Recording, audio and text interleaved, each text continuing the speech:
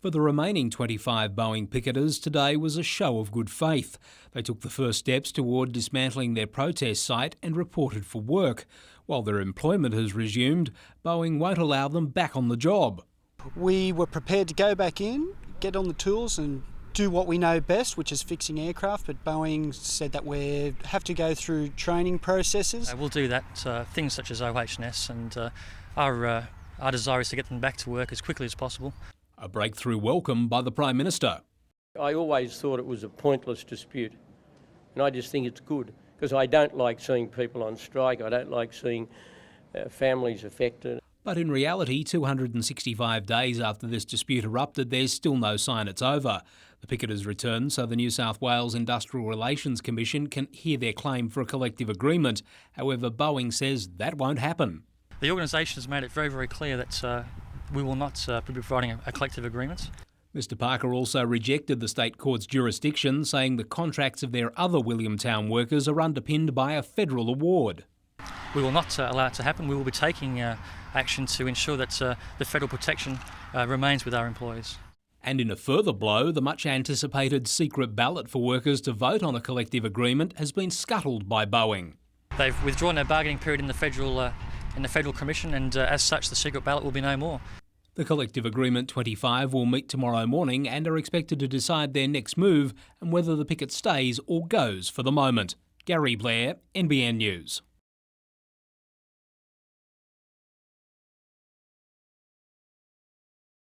Broken bottles littering the edges of Macquarie Road marked the site of Saturday night's riot.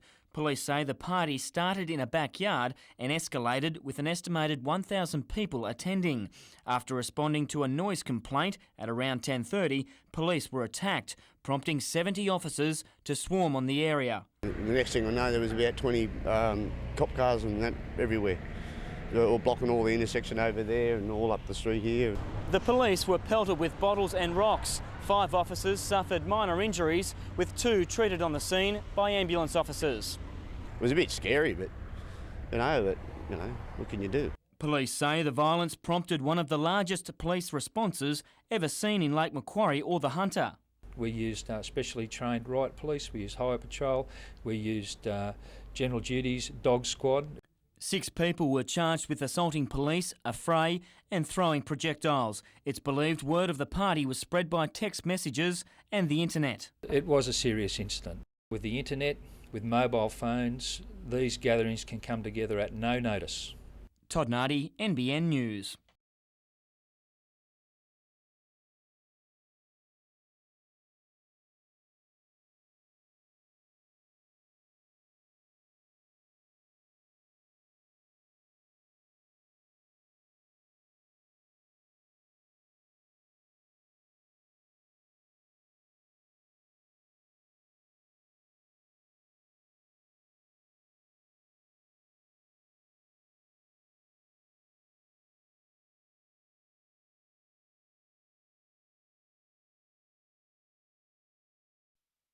Little William Coppins weighed barely more than a tub of butter when he arrived into the world 4 months early. He spent the next crucial months in neonatal intensive care at the John Hunter. I could get my wedding ring up his arm and his eyelids were fused shut and you still see through his skin. It was just, absolutely amazing the work they do here and the stuff they could do that kept him alive. His mum made an imprint of his tiny foot back then, and as you can see, he's grown a bit and returned to the NICU today, 14 years after he was born. It's amazing. It's just really hit me just how small they are, and the one I was looking at was larger than I was. And I know I've seen photos and all that, but it just doesn't really do it justice until you see it. Some of the staff members who cared for William are still working there today, and his mum has become a midwife at the hospital. A picnic on Sunday at Spears Point Park aims to reunite families who've been involved with the unit over the past 15 years. We both are very grateful because without this unit we wouldn't have our son. Paul Lobb, NBN News.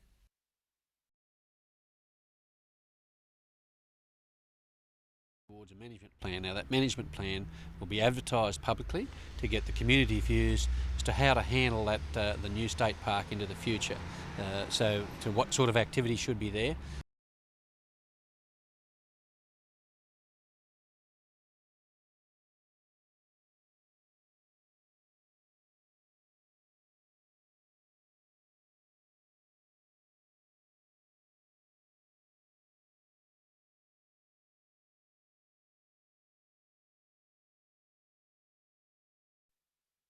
In between the Fingal Bay fishermen and those launching their fishing boats, members of the Give Fish a Chance campaign inflated a giant sea dragon this morning as part of their push for no fishing zones, and they copped an earful from some of the locals.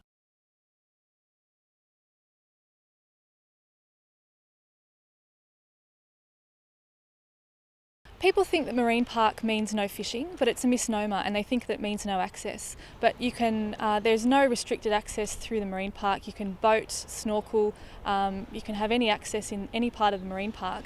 But there are sanctuary areas that are needed to protect fish life, which will mean a restriction on fishing. The draft zonings will be ready for public comment within weeks, and the challenge for the state government will be to find middle ground between conservation and fishing. We are prepared to negotiate. And we know that areas are going to be lost. We know that, we're prepared for that. But we are going to battle, as I mentioned before, to keep areas open so that recreational fishing can be alive and well in this community, from here to Foster and throughout all the feeder streams into the port and all the beaches and outer islands. It's a huge area. Paul Lobb, NBN News.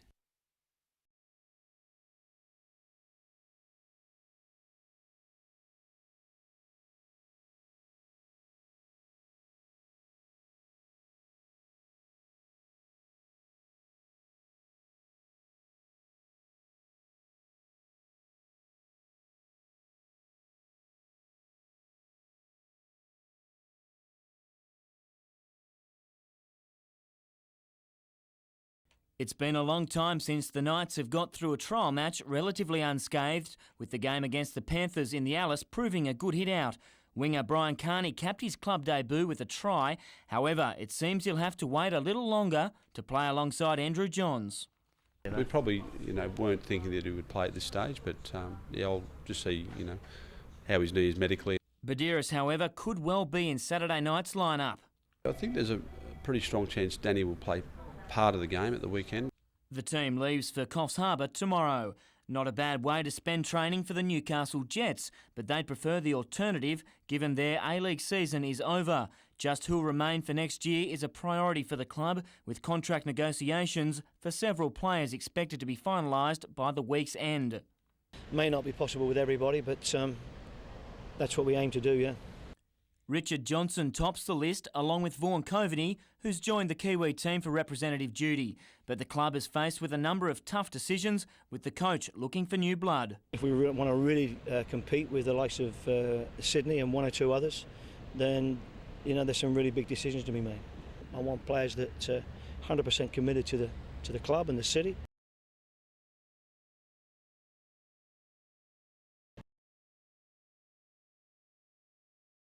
With his first ride in the Premier MotoGP class just 4 weeks away, Casey Stoner made a nervous trip to Sydney today. There he underwent scans on a shoulder injury suffered in a test ride in Malaysia. Results of the scan are expected to be known tomorrow. It's feared he may need surgery to repair the injury and could miss the start of the MotoGP season in Spain.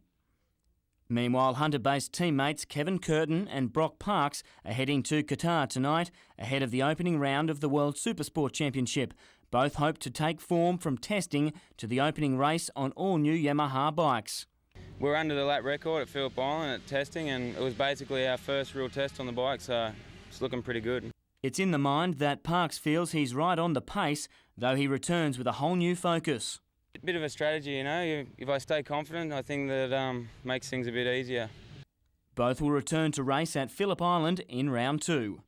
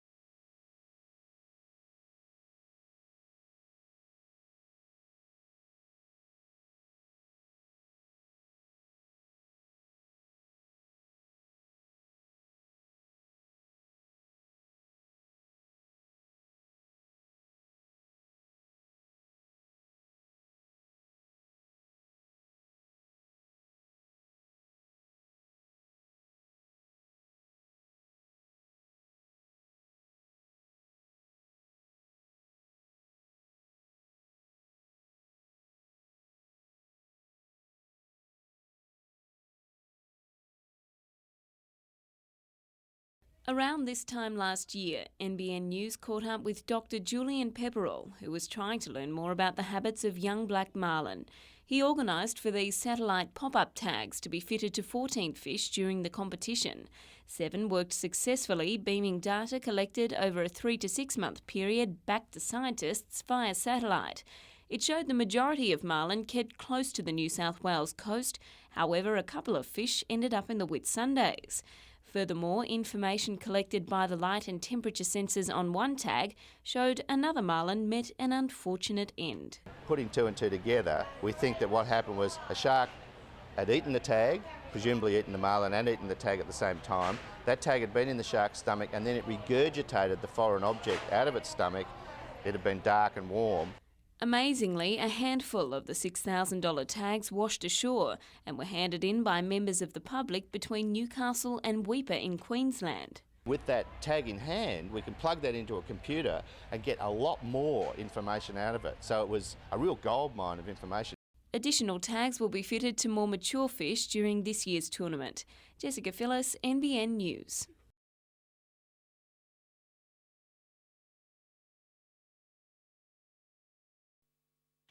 There's no doubt everyone in the Knights camp was breathing easier after seeing Andrew Johns get through the match unscathed, including the man himself. Yeah, it's just good to be back. Good to get a bit of rust out, but I think that got to have a lot of improvement for the next game. It hasn't taken long though for another lethal combination to spark up out wide, with English rep Brian Carney sure to enjoy life playing outside Matt Gidley. Little brother laid it on for big for the second, with Kurt Gidley's grubber finished off by Matt. Hooker Danny Badiris's opening hit out of the season was also promising. But the way Johns was able to glide back into game time was easily the most pleasing aspect of the 18-point win. The only downside, forward Dan Toller copping a nasty cut to the head, which later required stitches.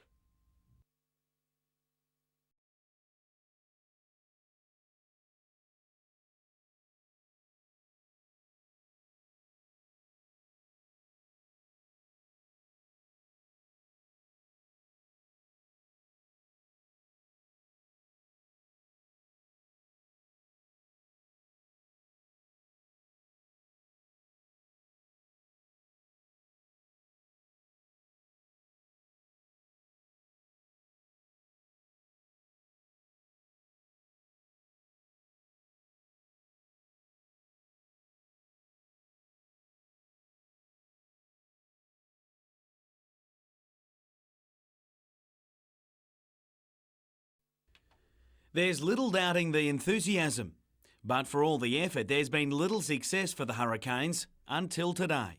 Coming off a narrow win overnight, Queensland was again proving hard to break down, but Scott Berry wasn't going to be denied. The Breakers sport a similar squad in age and experience to that of Hunter, and it reflected on the scoreboard, with little in it until the final term. Hunter had heroes across the pool, but it was hard to hide the performance of keeper Angus Crawley, who was thrown into the deep end this morning, but he got to celebrate his first ever National League game with a 9-6 victory. The monkey's off our back and it feels fantastic, I tell you what, it's really, really good.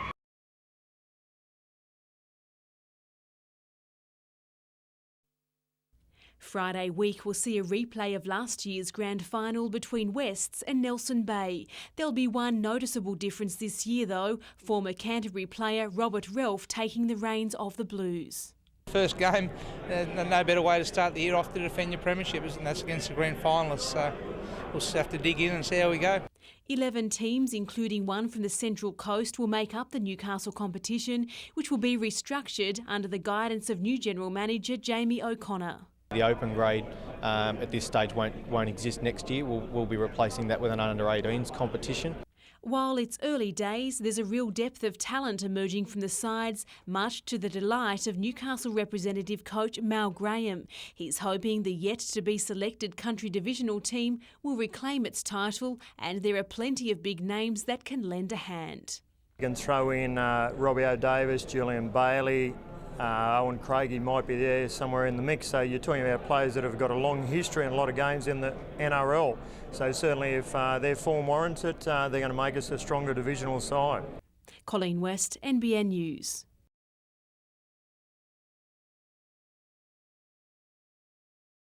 For Newcastle Jets management, hard decisions come with the territory. Unfortunately, it is part of business and football, but these are the toughest decisions that any sporting organisation has to make.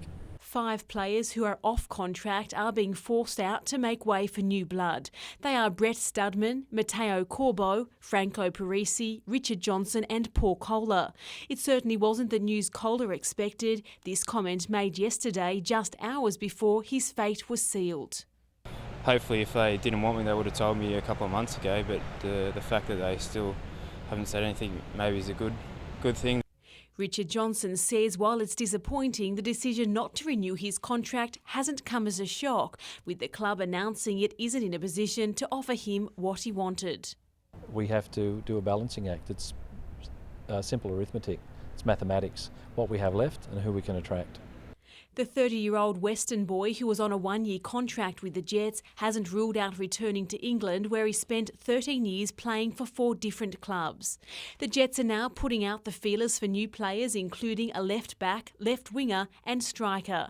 The club is expected to make a contract offer to Vaughan Coveney, who was brought in for a short time this season to replace a host of injured players. Colleen West, NBN News.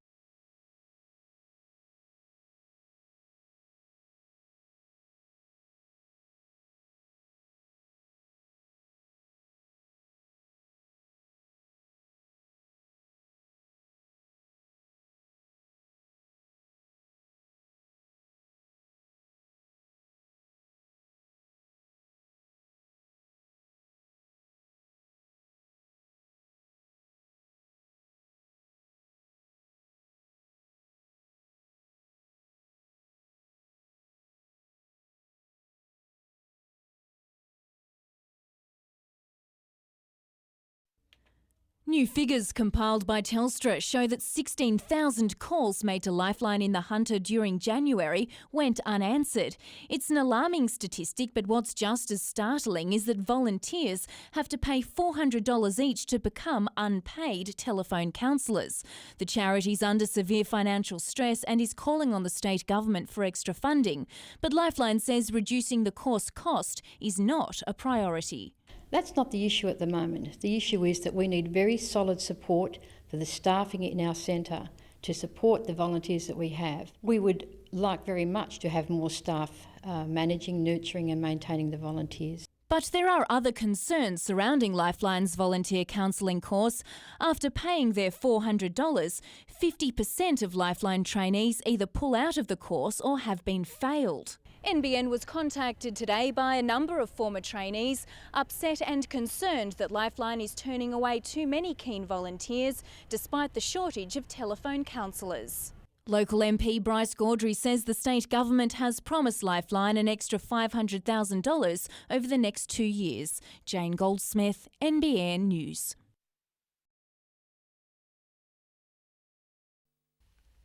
This cannabis crop was discovered when uniformed police went to a property off Salisbury Road, Salisbury, northwest of Dungog on Australia Day last year. Police returned en masse the following day to execute a search warrant and arrest the property owner, Sydney doctor Andrew John Catalaris. Dr Catalaris is now standing trial before Newcastle District Court, charged under the Drug Misuse and Trafficking Act with cultivating a large commercial quantity of cannabis. Prosecutor Laurie Gray told the court more than 48,000 cannabis plants were seized from the property during the police raid.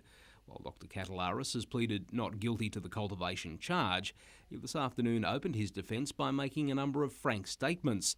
He admitted, yes, that he had planted the hemp crop, saying the plantation was on a new property and there hadn't been time to prepare a bigger area. My defence, he said, is that I have reasonable grounds for believing what I was doing was legal. Dr Catalaris added, I'm a research scientist, not a criminal. The trial before a 9-woman, 3-man jury is expected to take more than a week. Gary Blair, NBN News.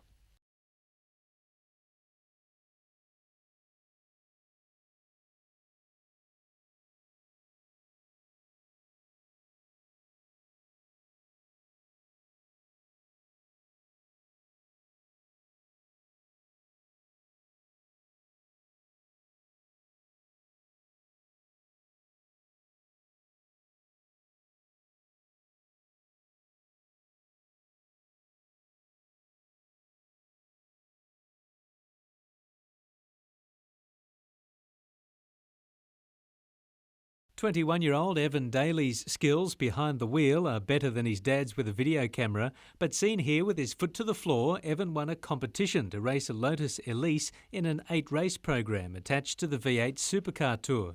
And for the shy youngster, it's a dream come true. Ever since I was a kid, I've watched Bathurst and motor racing, followed it, been taught how to drive a car, just been obsessed. And now this is a great opportunity for me to do what I love. When he's not going for speed, Evan likes to drive his Toyota sideways in a sport known as drifting. He hopes to one day become a name in motor racing after being inspired a few years ago by Peter Brock. I drove Brocky around when I was on my P's still around Eastern Creek, and he showed me a few tips which I'll keep secret, but it was good fun.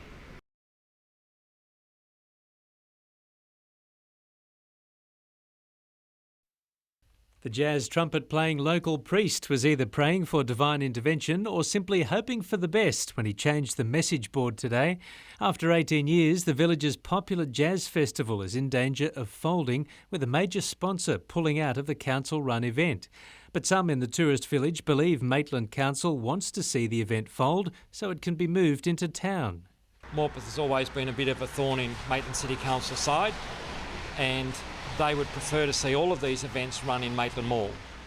Council says the conspiracy theory is ridiculous. But it makes no sense to take an event from where it's currently working well and trying to relocate it. It's just too hard to do. The New Year's Eve party's been taken across to Maitland. The Variety Club Bash has been taken across to Maitland Mall, and they've tried to take other events such as the Morpeth Medicine Ride, the Teapot Fest and so on. The bottom line is that the September festival needs a $20,000 sponsor if it's to go ahead. Paul Lobb, NBN News.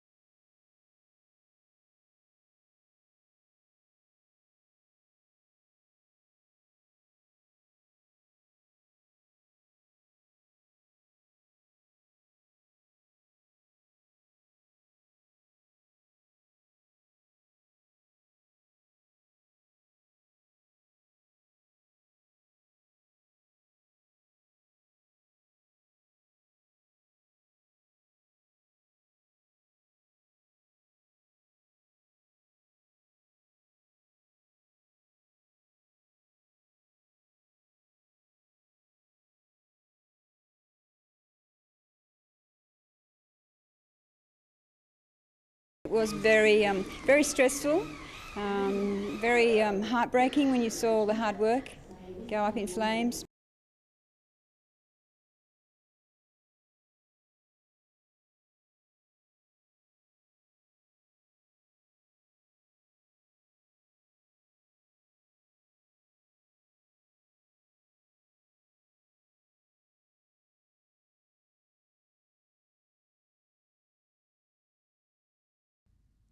After almost 200 millimetres of rain in less than 12 hours, the Bellinger and Kalang rivers to the south of Coffs Harbour are literally bursting at the seams, spilling over into paddocks and roads, but fortunately not houses. It was good weather for ducks, but not much else, with the course at the Urunga Golf Club drowned by floodwaters. Local golfers will have to find other ways to amuse themselves this weekend, while at the nearby Repton Riverside Caravan Park, recreation isn't the only thing lacking. Basic housing has also been removed. Caravans were taken off-site in the early hours of the morning, with floodwaters continuing to rise. It's the second drenching of the park in less than 6 months, but owner Kath Fancourt says they've accepted that it's the price they pay for living by the riverside. Mrs Fancourt had nothing but praise for the tireless efforts of local volunteer workers. My husband rang up the SES and the local fire brigade, and they all just came out of the woodwork, all the locals just came out, and it was all done within 2-3 hours. Meantime, Bellingen residents were cut off from the city of Coffs Harbour, with the main bridge inundated by water and all other access points cut off. Four-wheel drive owners were prepared to take a risk, but others cancelled the day's plans and returned home. Around 2:30 this afternoon, floodwaters finally started to subside, but late this afternoon several roads around the area remained closed. Mopping up the mess and restoring normality is the next task for SES workers, but with the forecast for more rain, conditions aren't predicted to settle down overnight. Rochelle Reardon, NBN News.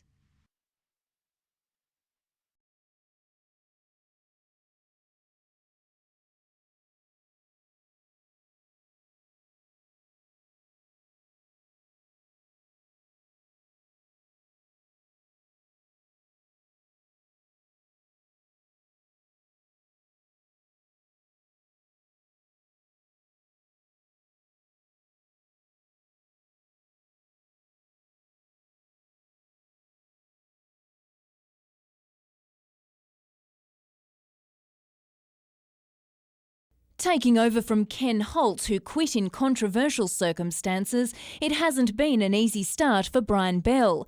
Addressing today's Property Council lunch, he pushed his new motto for Lake Macquarie Council, saying, "We are a can-do council, we'll get things done." But when it comes to processing DAs, it seems things aren't getting done. Some applicants are still waiting more than 2 years to get projects underway. I understand a couple of years ago there was a backlog of 2,000 in the system. They get 4,000 applications a year, that there was a backlog of about 2,000. But over the last 12 to 18 months, that's been reduced down to about 650 in the system at any given time. He says a lack of planners Australia-wide isn't helping the situation, along with the complex state government planning laws, but he is hoping to streamline the DA process. I'd be looking to help push that further down in terms of the numbers, but the achievement so far has been quite good. As for council finances, he says they're faring well, but didn't rule out a rate hike in the future. But we're always faced with having to do more with less, and that's going to probably bite sometime in the next few years. Jane Goldsmith, NBN News.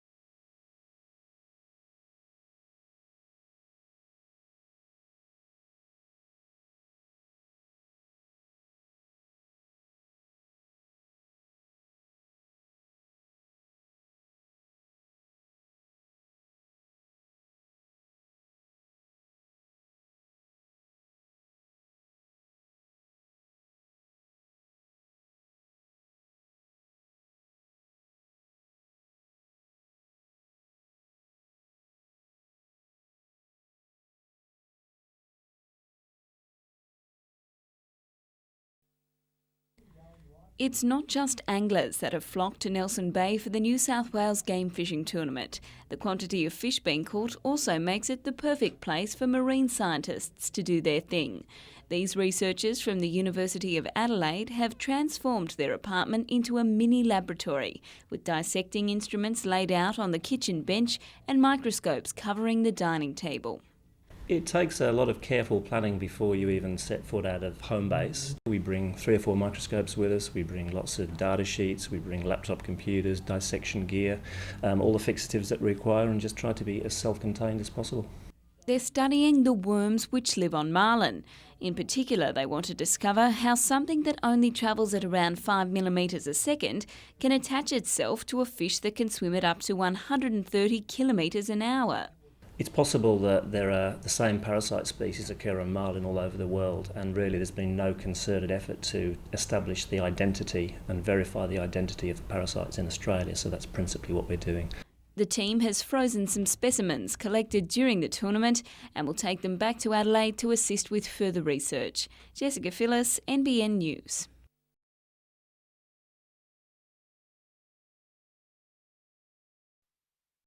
The Theatre Royal in Hunter Street West went to rack and ruin when Hoyts moved out in 1989. It was then bought by a church group in 93 for $200,000 and renovated. Now it's been sold again for just under $2 million. The new owner is asking for expressions of interest from people who may have a commercial use for the 1929 building with its 2 large auditoriums. I think we're looking at perhaps another theatre is a possibility, particularly given that it's actually still set up for that purpose and in good condition. Other uses might be a reception centre, for example, coffee shops, piano bar, nightclub. Used until recently as a church, the interior of the Art Deco theatre is in surprisingly good condition. The owner wants to lease the space to someone who'll breathe some life back into the old picture palace. It's a very large building with lots of space, so there is plenty of opportunity to establish a whole range of uses, perhaps not just one, perhaps 2 or 3 uses could occupy the building. Paul Lobb, NBN News.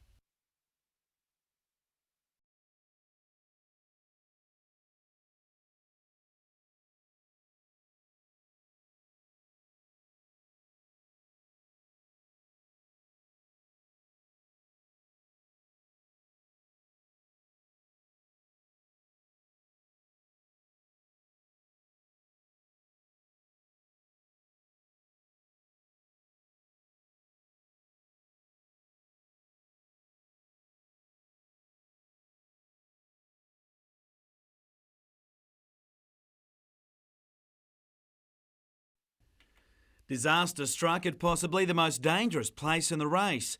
In the Great Southern Ocean and still a few hundred kilometres from Cape Horn, Movie Star's crew was woken to the news all sailors fear. Big shout from downstairs. We've got a huge amount of water coming in, and so everybody was up. A problem that has plagued the craft all race came back in a big way, with protective doors that help seal in the canting keel coming away. Allowing water to rush in at such speed, distress calls were sent in order to save them. Well, the amount of water what was in, I think at that stage everybody thought, well, we're going down, because it was not very pretty inside. Well, just basically ready to abandon ship. With power also cut, Lake Macquarie Olympic sailor Chris Nicholson dived into a flooded section of the craft within the hull and connected an emergency pump directly to the boat's batteries, literally saving them. Once that was done, then actually very quickly the levels went down and got a couple of thousand litres of water out of the boat, and still a lot of water in, but we're okay. The crew plans to soon dock for repairs in southern Argentina before rejoining the race, which next stops in Brazil. Jim Callanan, NBN News.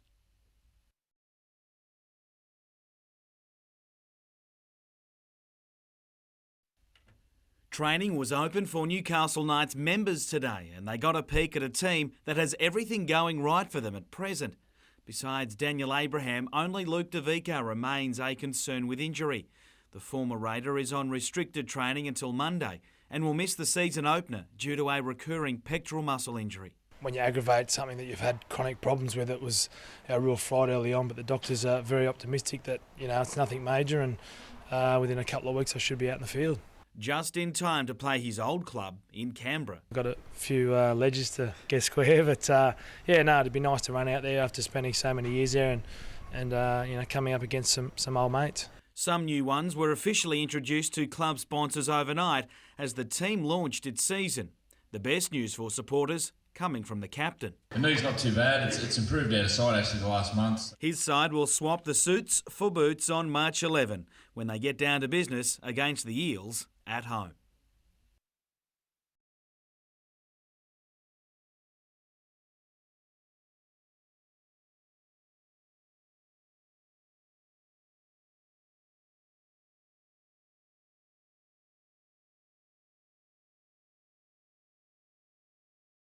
It's all looking good. I'm sure it's going to get a lot faster yet, but I'm feeling quite confident.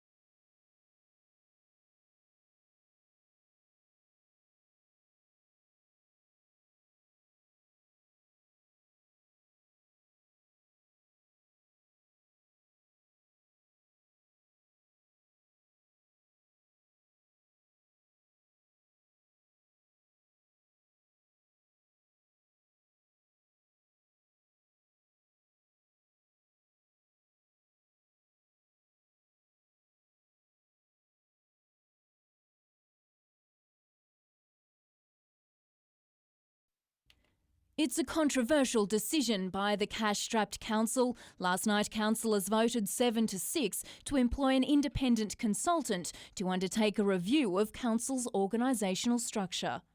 I think if someone internal does it, there's always personalities and people that comes into it because they know each other. And so it's very hard to make an independent decision, if you like, on a structure when you know the people involved. Councillor Michael Osborne moved the motion, but it won't come cheap. Anyone in business knows you've got to spend money and time to save money. I think there are efficiencies and money to be saved in the structure. According to an independent consultant who has previously worked in roles restructuring local government, it will cost between $2,000 and $3,000 a day. John Tate says it's a deplorable decision. He moved a rescission motion which will be heard on Thursday night in the hope of overturning the decision. At this stage I would describe it as a cop-out. It's really putting ourselves in someone else's hands. Meanwhile, the decision to abolish paid parking on weekends was adjourned, leaving drivers to dig deep for another weekend to park in the CBD. Jane Goldsmith, NBN News.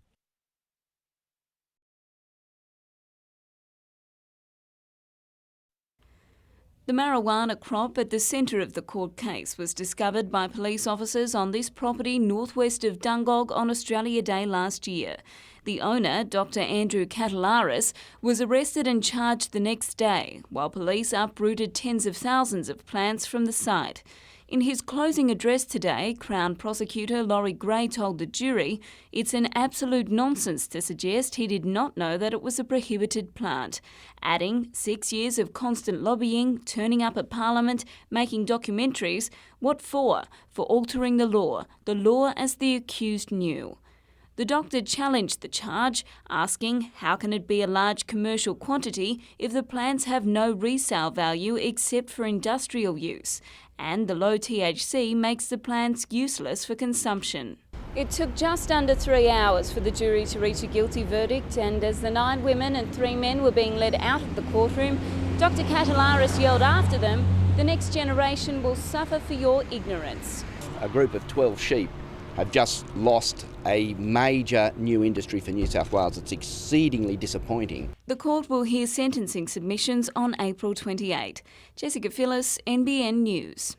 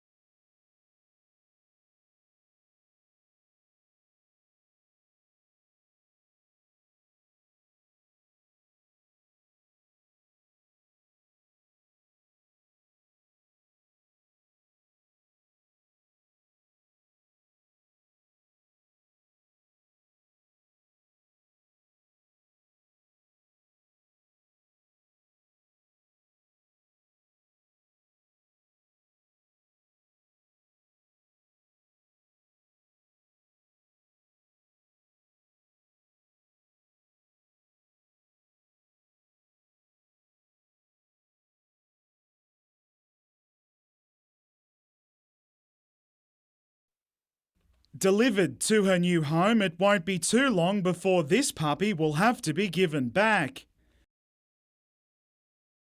Now 8 weeks old, Mindy the Labrador has begun preschool. For the next 18 months, Ingrid will be the pup's life teacher, Mindy on her way to becoming a trustworthy companion for a person with a physical disability. People will be going out about the business of raising the pups for us and making sure they get them out and about, experiencing the world. They'll also attend regular training, and when graduation day rolls around in 2 years, Mindy will be given to someone who needs help with day-to-day routine. We check that the dog is safe getting in and out of a vehicle, going into shops around children, and we then issue the person with a public access licence. Mindy's one of 4 assistance dogs in training given to hunter families in what is a regional first. Not everyone can take them though, with strict criteria in place for applicants, but perhaps the toughest rule to abide by is having to give them up. Even though I think it will be sad, it will also feel good that I have done something for another person who's less fortunate than myself. Adam McIlrick, NBN News.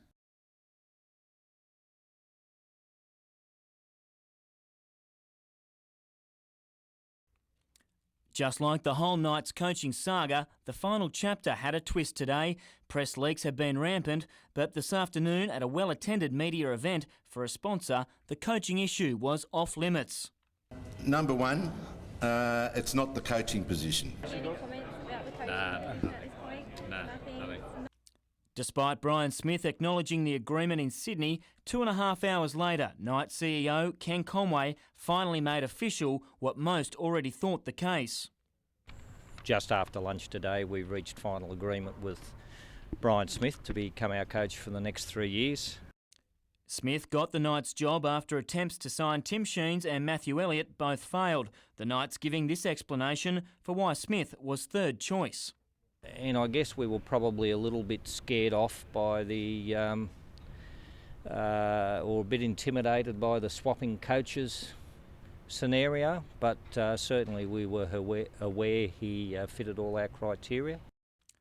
While there hasn't been much clarity on the issue, one thing is clear. Speculation that the coaching swap between Hagan and Smith could happen prior to 2007 is off the mark. I just don't think it's terribly practical. I think the situation is both coaches have prepared their teams to play this year. Todd Nardi, NBN News.